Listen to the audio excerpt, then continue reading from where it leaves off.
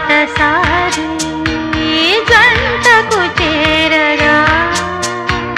కంటికి పాపవైతే రెప్పగా మారనా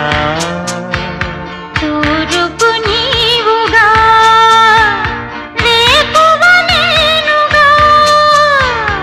అల్లిక పాటగా పల్లవి ప్రేమగా